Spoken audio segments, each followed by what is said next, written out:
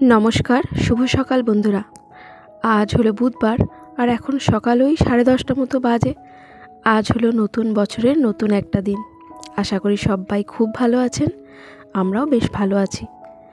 ईश्वरेर काछे प्रार्थना करी नतून बछर आपनादेर खूब खूब भालो काटुक। सकाल बेलार समस्त बासी काजकर्म सेरे फेलेछि और भातও बसिए दिएछि, किन्तु एत ठांडार मध्य उठते देरी होच्छे तो ताते करे कि हय समस्त काजकर्मगुलो एकटु ताड़ाताड़ी करे सारते हय, विशेष करे जलेर काजगुलो।